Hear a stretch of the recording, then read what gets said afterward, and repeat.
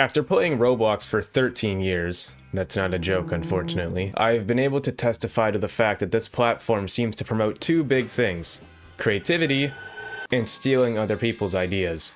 Which is why we're talking about Pressure by Urban Shade Global Division, a game who stole from Doors. Yep, it appears Pressure has joined the likes of many great Roblox games who blatantly steal from others, such as the best Roblox horror game ever, Weird Strict Dad. It's the best Roblox horror game because it stole from like 3 things. It's like the Infinity Stones. God, how do they make this more and more epic every time? How do they make this more and more epic every time? But in all seriousness, Pressure didn't really steal from Doors, and if you think that, you are a moron. But I do think it can teach everybody here a very important lesson about inspiration versus stealing. Think of this video as an educational one. I'm teaching you the difference between flirting and harassment. With all these Roblox games trying to copy each other, specifically the horror ones, Pressure is a great example of how you can take source material that you're fond of and change and improve on it. So, in this video, I decided to give this game a try and understand the developer's thought process behind this game. As always, I'm Breadian, the guy who talks about niche Roblox games, so be sure to suplex that like button, subscribe, and turn on notifications. Get us to 50k.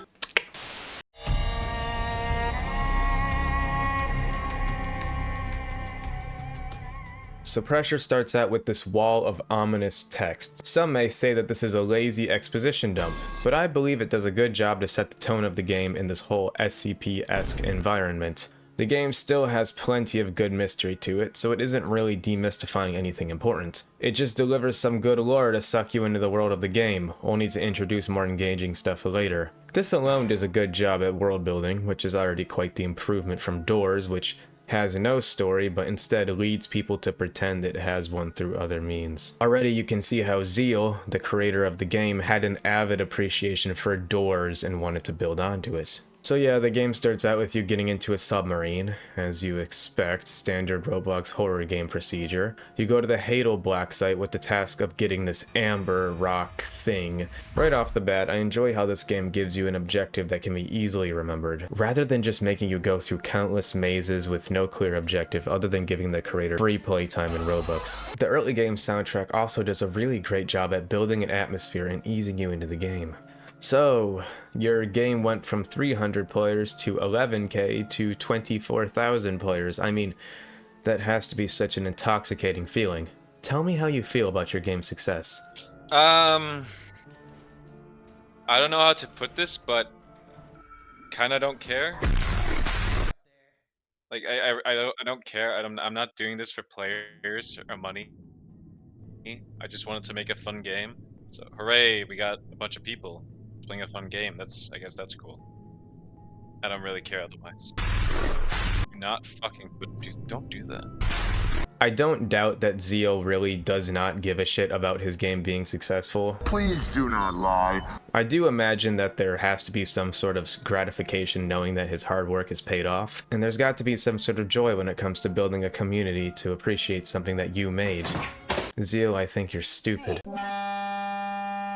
Alright, so update 14th of August 2024. I'm adding this onto my script after the game came out and marinated for some time. This community has more than just some bad apples.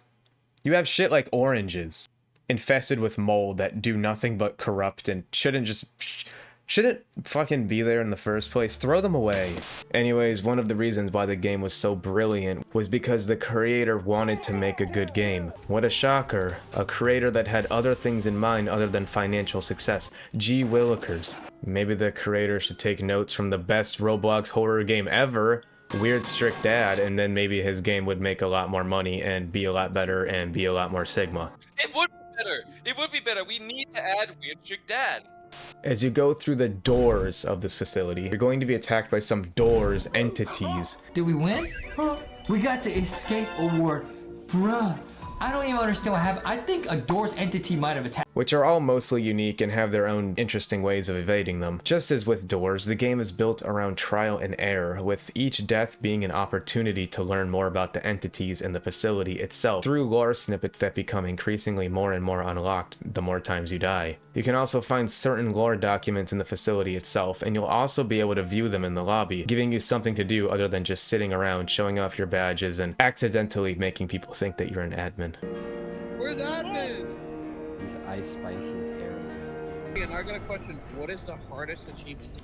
This badge sucks. The one I'm wearing right now. As you progress throughout the facility, you're going to come across more and more entities, which scale in difficulty. At first, you're going to be seeing Angler over and over again, aka Rush from Doors, but scarier. Later on in the game, you encounter Angler, except it's a different variant of Angler. No, I'm just kidding. It's more than that. Sometimes the angler comes from the front instead of the back. Sometimes it's incredibly gassy and leaves behind this green fart trail. I find it fun how the game decides to take something that you think would be familiar, the predictable angler, and makes it unpredictable by giving you different variants that you'll have to watch out for and anticipate. It adds another level of replayability to the game besides just, you know, being forced to replay it when you die. You get kicked out because there's a gas in the air that makes you claustrophobic. I'll just talk about it. I wanted it to be important that everything that happens has a reason for it to happen. So every time I add a new feature or whatever, I have to include somewhere in text why it is. It also makes dying not so bad because you at least get a reward out of it. It's become a growing consensus in recent years that dying in a horror game takes you out of the immersion, but by getting some lore drop, you're pulled back into it. Once again, this game seems to be improving on aspects of its source material. I always say in my videos that if your game is based off of something, then people have the right to compare it to its source material. Oftentimes this backfires, but not this time. How refreshing.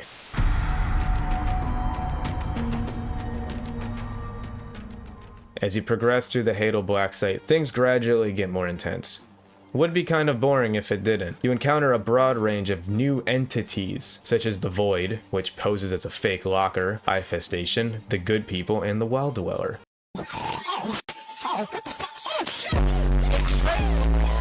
The Void is a great addition to the game's bestiary, turning the comfort and familiarity of a locker into a deadly threat. Since the Void is so common, it's only natural that the game developers would allow for a way for you to escape with the help of a friend. Void may seem like a boring entity compared to the others, but with the addition of the Angler variants, you can find yourself in interesting situations that require you to think fast if you can't find a safe locker. Sometimes you have to share a locker with your homie Void. Nothing wrong with that. I'd share a locker with my bro any day. I'm sure he doesn't mind. Good kitty. Good kitty. Good kitty. Eyefestation is quite the annoying entity to encounter. He pops up semi-frequently from the around door 20 onwards and seems to take the role of Eyes from Doors. Except he's actually more threatening this time around. We had all this, we had all these windows, you know. We need to add something outside those windows, my friend said. And of course, yeah, we need to add something outside those windows. It was a bit hard to come up with it at first. It had to be a shark, because that's the only fish people know. Everyone knows what a shark is. Eyefestation will actively persuade you to look at him, which can oftentimes catch the player off guard, and just like Void, can slowly chip away at your precious health. The voice lines are well done. I like the calming voice it gives. He sounds like the facility itself is giving you instructions to look at the creature. We tried to make it like if you look at him, he damages you, but that was way too easy because, you know, he spawns at fucking the walls of the room. So in order to make it actually like something you have to fight and not just like another fucking eyes that you can just look down for, we added the ability for him to pull your camera. Normally, you, if right now, you can just like look this way and it's totally fine. You can totally avoid him.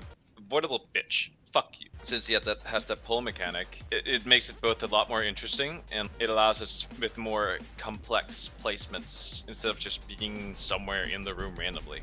Also, if you use the flash beacon on him, he gets mad and becomes harder to avoid. Plus, this really cool music plays during his encounters if you do this. He's probably my favorite entity, which is why I chose him to be the emoji for pressure in my Discord server. Oh yeah, by the way, join my Discord server, link in the description. We can have him spawn above you and below you. We cannot spawn below you, because when he spawns below you, that fucking kills people. Everyone dies to that. the good people play the role of dupe from doors, posing as a fake door and punishing players for rushing through the game too quickly. However, the door numbers aren't a giveaway for which one is the dupe. Instead, you have to listen for the breathing on the other side, which can be difficult if you're talking in a Discord call, have YouTube or music playing in the background, or have the game turned down because Angler can be a bit too loud sometimes, or you're at the end of the game and you're a little bit stressed out. But as Zeal likes to remind me, every time I fucking joke about it with him, the proper people are not based off of dupe. Everyone in my server calls the pressure fans for pressure heads. Oh yeah, I remember in our video that you did on the game, you said that this was inspired by dupe. That one's inspired by a game that Crazies, my friend, was making called Idiot's Purgatorium. And it was basically, that was like one of the first Rooms fan games, I think. It's very bare bones. There's no monsters at all. It's just like a script that kills you if you're not hiding. But in that game, it has multiple choices, and sometimes you'd come up to a door with breathing behind it, and the number was wrong. So if you heard breathing, that means the door was bad. And after like, oh, something's coming by the way. After like 20 seconds or something, 10 maybe, it revert back to being a normal door. But because I loved that mechanic. Just the aspect of having to go up to the door and listen for breathing. I loved that. I loved that part. So that's why it was adapted for good people.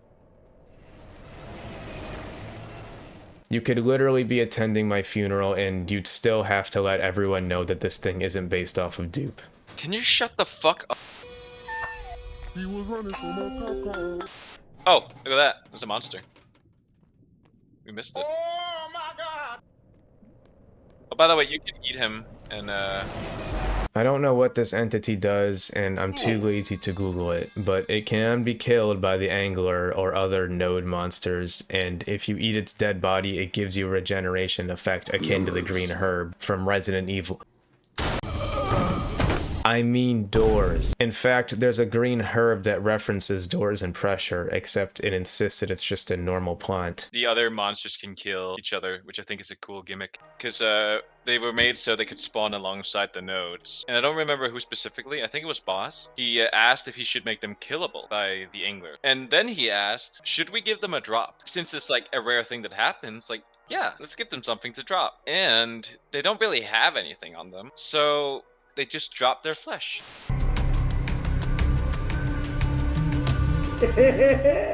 If doors taught you anything, then you know that door 50 is where the big cheese makes its debut. In pressure, that can happen around door 50 to 65-ish. You have to do some Dead by Daylight skill checks to repair some equipment. And this segues into the next segment where you have to do the same thing but without getting detected by this big scary thing. I like how you can hear it in the distance while you're doing the first repair puzzles. This mechanic was actually inspired by Payday 3, which fucking I'm so sad that game was ass. It really helps to craft a nice build-up. Combined with the cutscene that shows you the consequences of getting spotted, I'd say that this sequence is well done. Plus, if one person makes it out, it teleports everyone rather than having people get left behind and get slaughtered. I'm mentioning this because this was a feature in Doors that I was not fond of in the slightest. It's a great, satisfying ending to escape the big cheese guy, but obviously you're not out of the woods yet.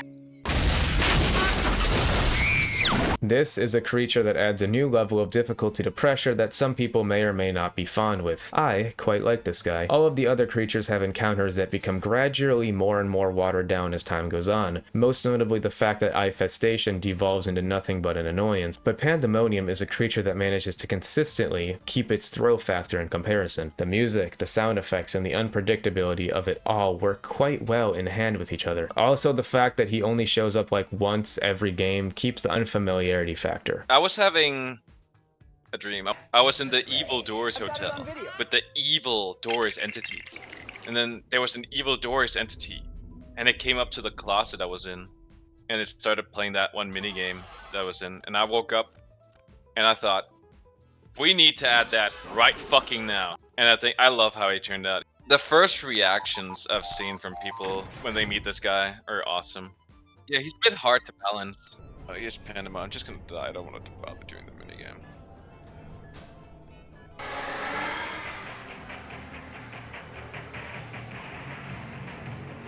be spectating.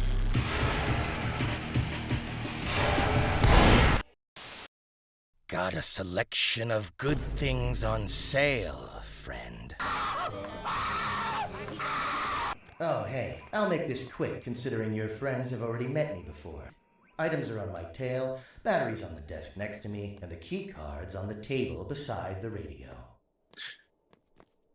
I don't know if you noticed, by the way, but that voice line plays.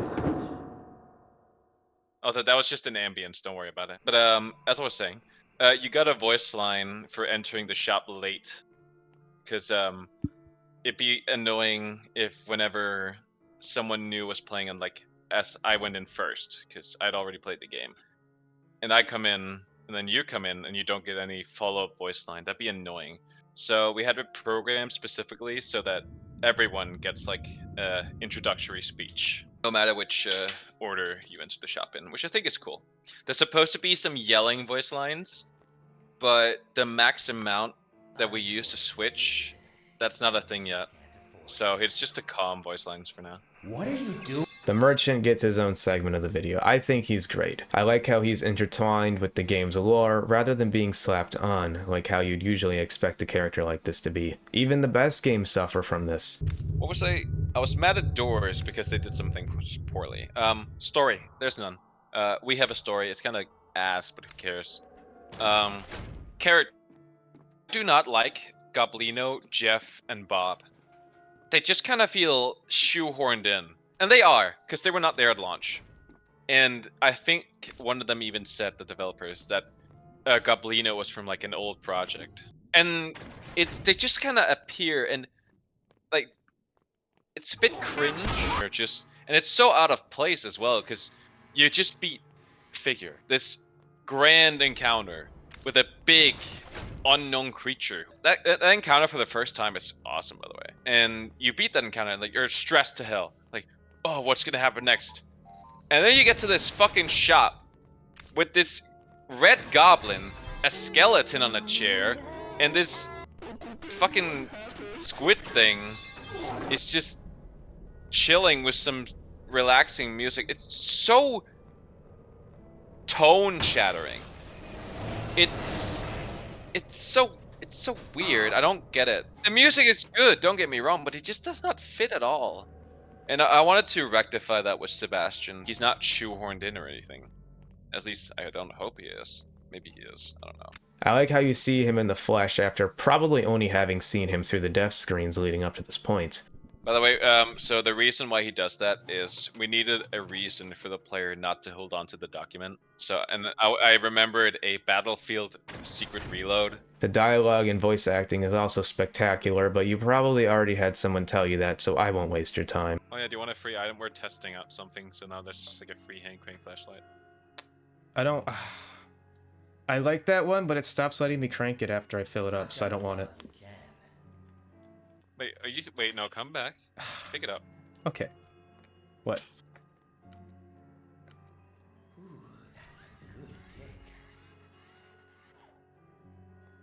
Wait, does it break or something? I can, but it only does it for a little bit. Yeah, because you need to use it. Okay. The reason why I felt dissatisfied was because I couldn't just sit there holding the right click button and have it make the fucking noise. We can't let you do that because the noise stops at some point and then just sounds weird.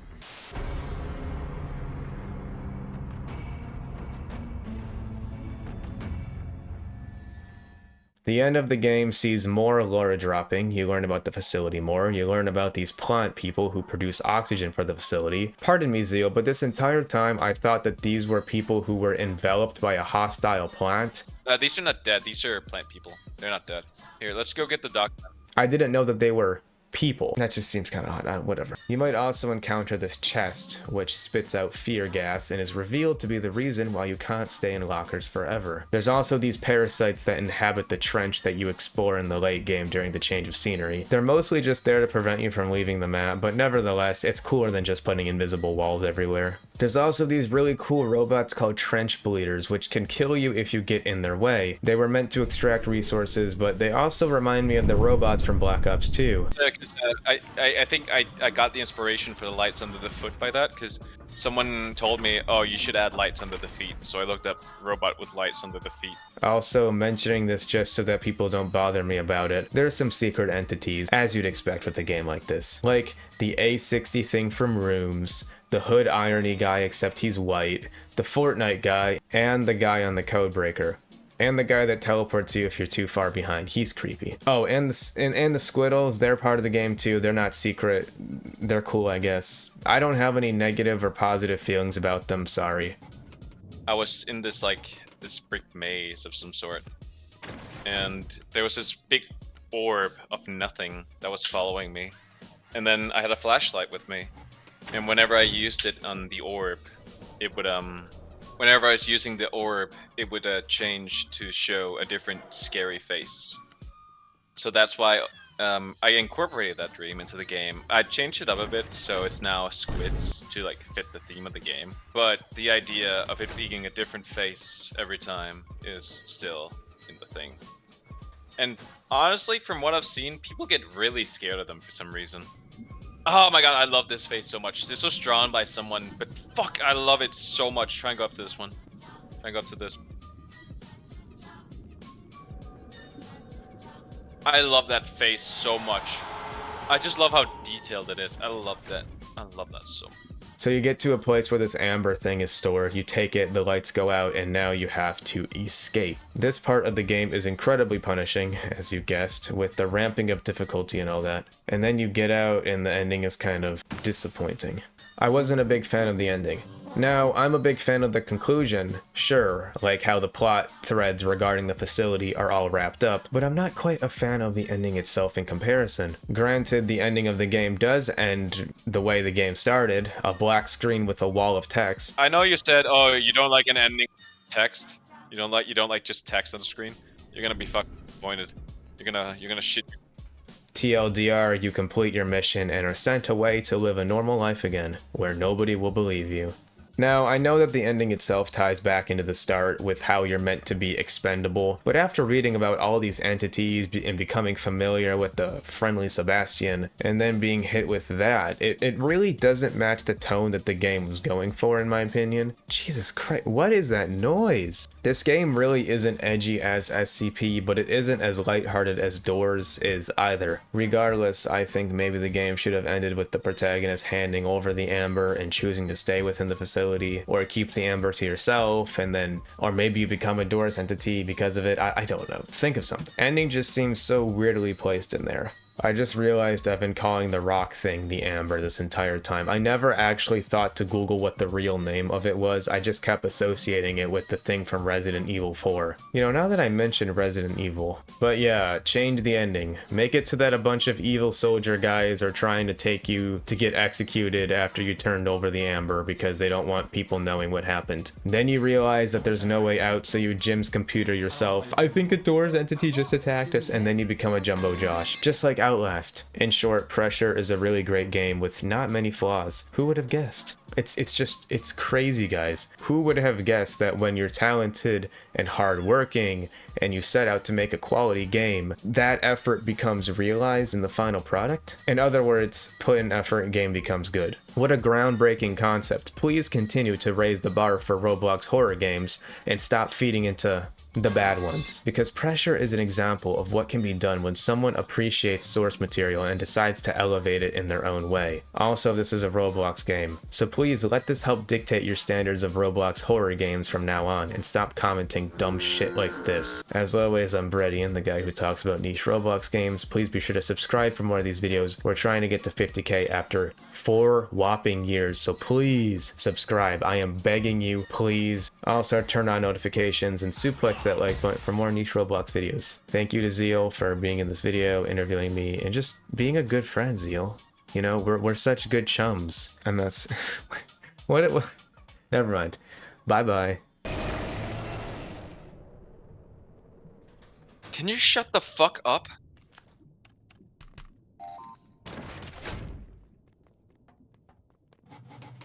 I love Toy Chica. I ain't gonna lie, man. Chica's kind of a bad bitch now.